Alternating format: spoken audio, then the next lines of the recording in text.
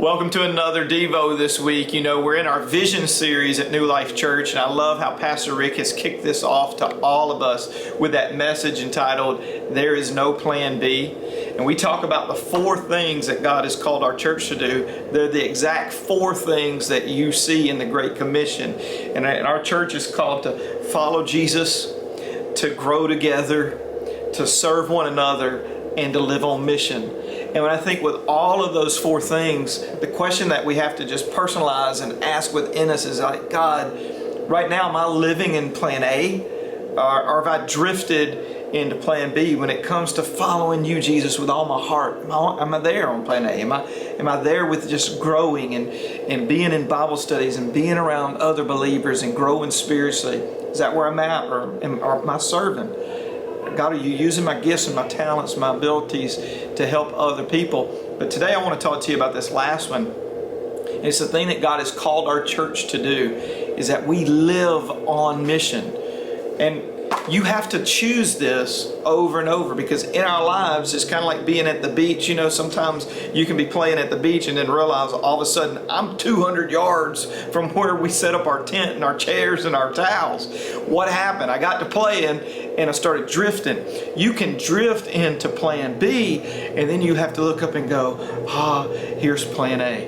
Where's plan A? This is how we built our church. It's Colossians 1 verses 28 and 29. That verse says, we proclaim him, admonishing and teaching everyone with all wisdom, so that we may present everyone perfect in Christ. Do you see that mission? He's like, we want to proclaim Jesus.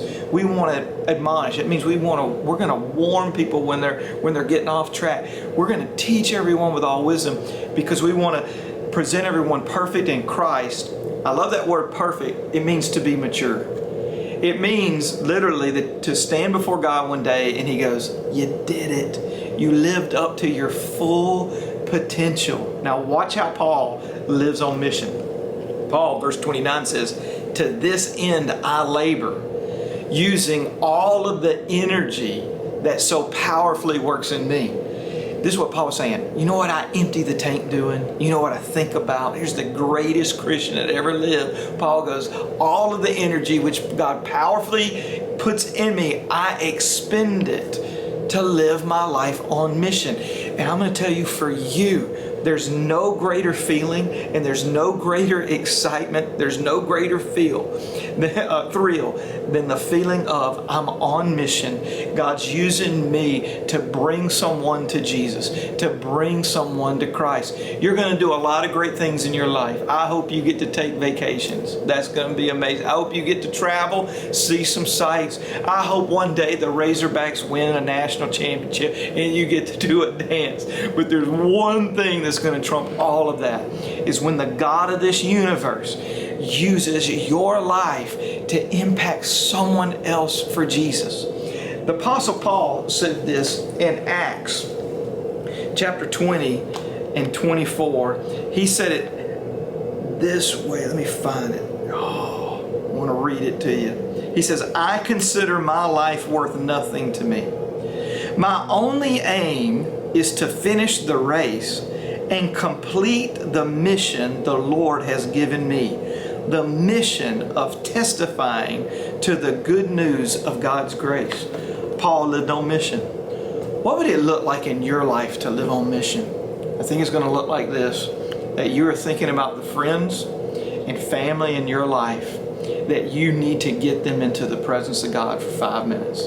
And then there's the surprise people that step into your life, the people you bump into in the grocery store, and you go, God, have you put a highlighter on somebody for me to speak to, for me to be on mission? You wake up and you go, God, today I'm an available instrument. Just like Paul was back then, just like Jesus was back then, I'm your hands and your feet. Let's live on the mission. Submit your life to it today. Like before you leave the house, just say, God, I submit my life to you today, and watch what he will do when you live on mission. You got some testimonies coming your way. Go have a great day. God bless.